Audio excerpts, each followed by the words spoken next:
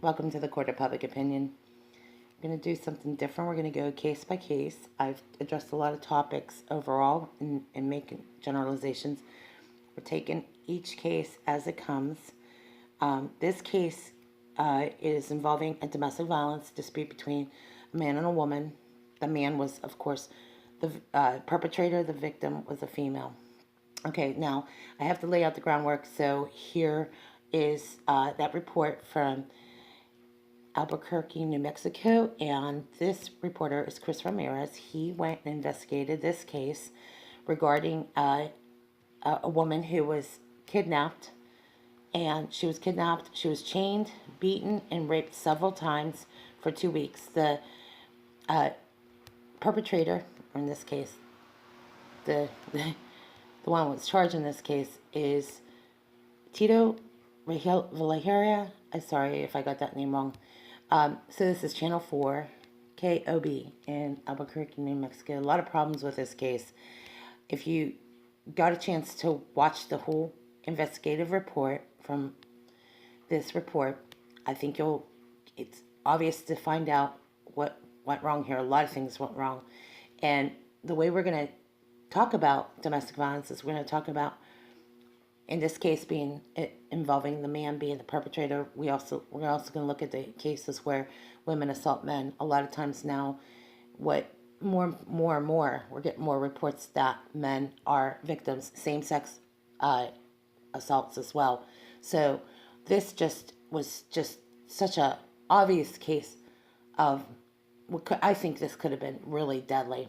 I'm surprised she came out of this alive, and it was really bad work on the police department. First of all, when you watch a video, you know that asking the neighbors questions is normal, but in a case of an abduction or kidnapping, I think there should be different protocols regarding domestic violence. In fact, I would treat it like that, more like almost negotiating with a terrorist. I mean, that's really what domestic violence is. It's terrorism. And it's a different type of terrorism. A lot of people don't make that comparison, but we, maybe to a lower degree, a lot of times I think domestic violence, in fact, is a form of terrorism. So, I don't know how else to say it, but a lot of people they haven't come to that point. They haven't come to that realization how a victim is terrorized. They could be harassed. They could be continually abused until they finally break down. That's the whole point, okay? And it's about control and power. It's never about love, okay? So anybody that has a problem, this is not like normal fighting between lovers, okay? A lover's quarrel is one thing. And even that, I would be very careful how far you go with a lover's quarrel, because, you never know how those things end up. And a lot of people say, well, it started out, we're bickering, and then boom. Abuse usually starts long before the bickering, okay? Let's just be honest. When people start hitting and slapping, it's been going on for a long time, okay? I mean, abuse never starts with the hitting and slapping. It's gradual. But in this case, Valero Ramirez, I'm sorry if I got this wrong. I'm sorry. Tito Valero, the man abducted a woman, and he raped her, and then she ended up having a child, and she hid the child for the child's safety. Because she was a trafficking victim. And if this man raped her, maybe he had intentions on doing something to the little girl. And a lot of times now what you're hearing is in trafficking cases, and especially now sexual assaults, which I think right now, we're not looking at relationship as much as we're looking at trafficking, okay? And because of the location where this is at. The point to this is I want people to get a better picture, whether it is a law enforcement or a state representative, why it is we're going to start dissecting these cases. Because I think right now, as you educate yourself about domestic violence, the whole point to how the case is reported, how police go into, in this case, the house of the location which it's been the reports from. This is going to be our way of saying, how do we prevent a death of an officer in the case where in Washington County, an officer who was ambushed, okay, And we've seen several cases where an officer or two officers go to the location and they end up being ambushed or shot at and then sometimes killed. So there's two ways to look at the way we dissect this case.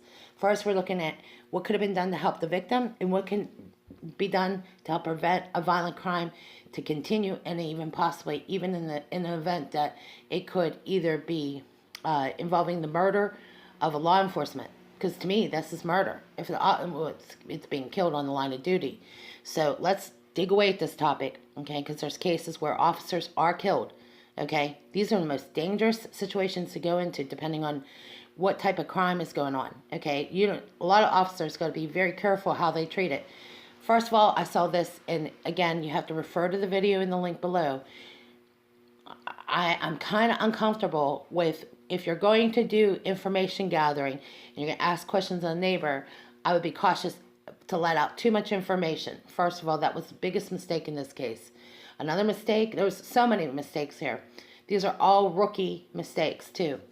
The other part to this is, if somebody's calling from a home, say there was a breaking and entering or a situation where somebody's being assaulted, whether it be a man or woman, okay, the right to defend yourself becomes a matter of life and death of you and the people in your home that is encountering an attack or a home invasion, right?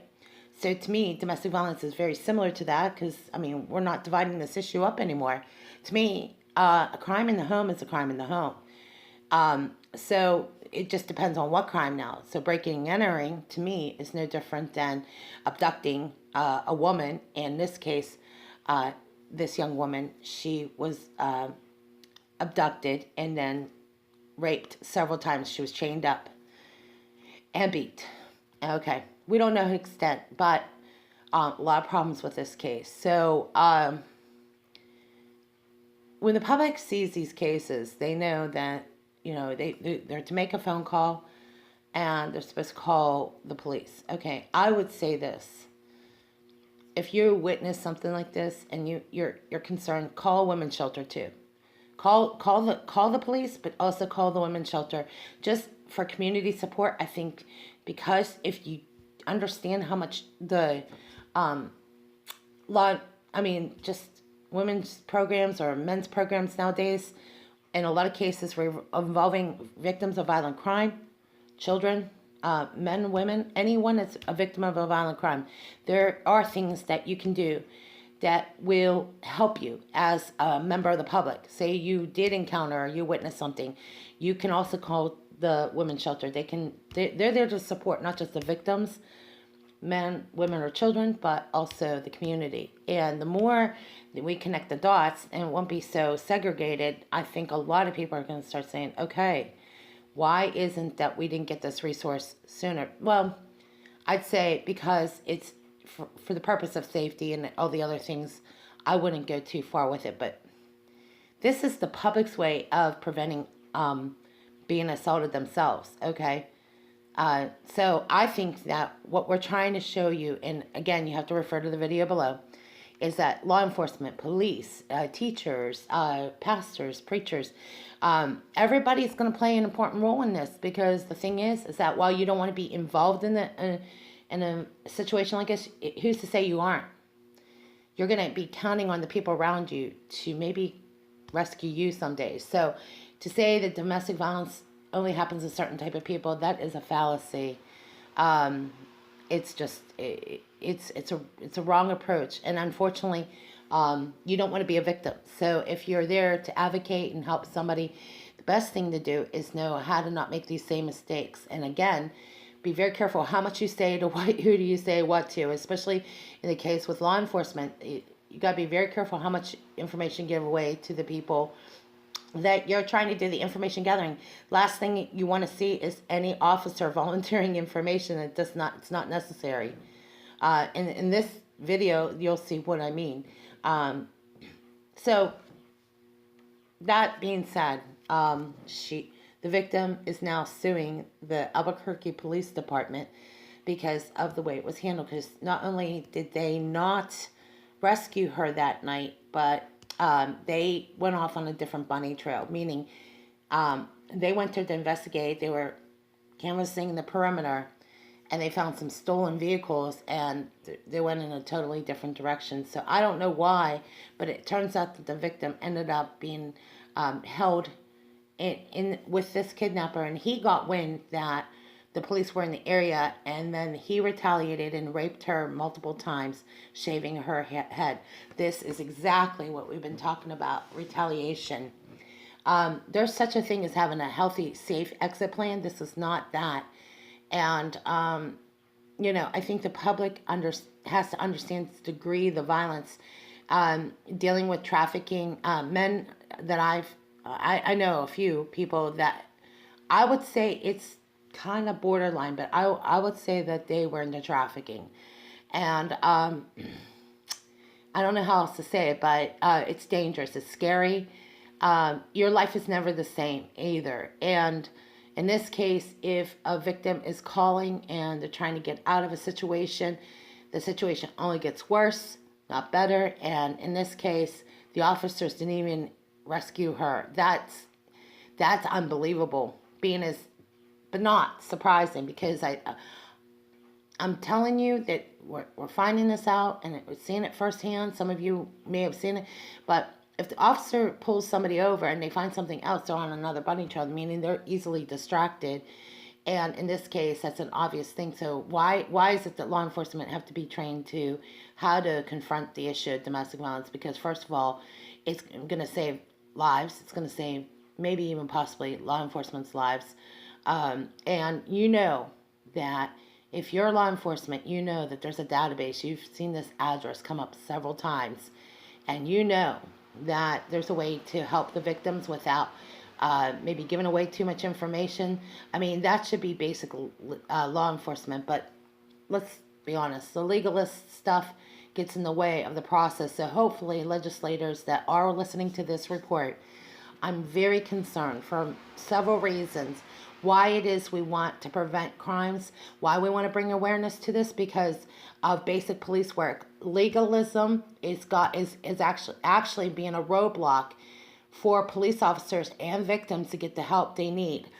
What we put together is, and I'm going to put this stuff in the description box, additional information, why legislation towards how domestic violence is dealt with in the courts, alert system indicates that if there have been previous reports at this address, that they would have a special unit and they would consult with the domestic violence task force, which deals directly with abductions and in some cases child trafficking or human trafficking. This is the only way that we can start putting together these cases and seeing how to identify where we can make some changes in the system. Because let's be honest, I mean, if you're in the middle of a domestic violence and you're trying to recover the victim before that victim could actually be murdered or raped or even killed, you're going to want to go about this differently. Meaning that you're not going to be just sending the police officers to check on the perimeter. There has to be, I think, a little bit more safety precautions taken in consideration because of the deaths of police officers in the past. You can't just treat it like just a normal domestic call, and officers know this. So just getting the facts and doing information gathering alone, while that's not the dangerous part is the victim could end up being murdered, or the police officers could be ambushed and murdered themselves. And I mean murder, killed, which to me, they're like the same in this case. Why do we do this? Because I could see a lot of problems with this, okay? Again, the video below will offer a better way for officers to be trained and ready to handle these cases if they're going to confront it. This is a big one, so it's hard to bite this one off, but it will save lives, okay? And a database, which I totally hope people get what we're saying about this, especially those who are in a position of authority or know that this is going to prevent the loss of life and regarding the victims and in the police officers, law enforcement. why is it that we want to see legislation passed where there's checks in the system, while there's some special funds available to the police officers to get the victim to a safe area, meaning all types of locations. If there are women programs that are full, that this special fund is available so that the victim can get immediate help, and in some cases the officer might need a couple days off depending on the case. I know they get paid for detail, but I'm specifically talking to the officer who may have walked in on something that's really traumatic, disability pay, more or less. So that's why we're asking our representatives to take a better look at these cases and take a different approach to how law enforcement and women's shelters address victims. Is there additional funds? Oftentimes not, and that's why we're addressing it here. As for like the state representatives here in my region, what we've done is we've taken hours and I've talked to several different types of people who understand the complicated situation we confront on a regular basis. And one of the things that we're trying to hurdle is how to get law enforcement a system where there's checks in it, like internal flagging. More like, if you know that this location has been, there's obviously something, checks in the system, a database where they rank different types of things, but we're talking even go a step further, but how the women's shelters communicate with police departments on how to train with them or work with them or work with people in the community. Oftentimes what you hear is that the victim usually has to wait to apply for victim's compensation. We're talking a couple weeks into it. This is like kind of bridging that gap until the compensation is made available to the victim. And a lot of times that's going to be at the discretion of certain individuals that are looking at case by case, but those funds would be immediately available to the victim within 24 hours, depending on the type of case. That's why I know they number these cases, each more violent than one, but obviously this is at the discretion of those who work with a victim. Meaning these cases get worse every time. One report after another report after another report. It escalates. So you might have had 3 or 4 different calls, but it's escalating. And the only way to interrupt maybe what possibly could end up in a situation where law enforcement could be shot or killed, or the victim could be killed herself or himself, or children for that matter. The way to do this is to interrupt that, that process. Do we have to wait till the victim gets a PFA, or do you have to wait till the paperwork goes through? In fact, that's probably the problem we're running into, is legalism, red tape, paperwork that could actually prevent the death of not only police officers but the victims themselves. That's why we want to address our state representatives about how long do we have to wait till like that phone call, 3, 4 different phone calls from that location, until the police can actually intercede themselves. If the victim can't get to the judge, what if the victim has been assaulted several times by this one person, or maybe this person has had a case history of child abuse, and so it should be up to the police officers at some point to be able to. And what it comes down to is that law enforcement ends up in a situation where they too could be killed.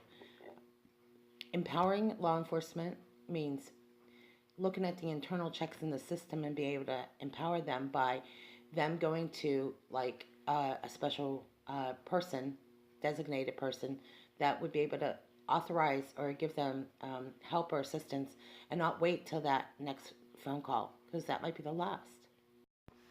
This case is an example of why a lot of times victims don't even report the case. It's a case of retaliation. She was obviously almost murdered.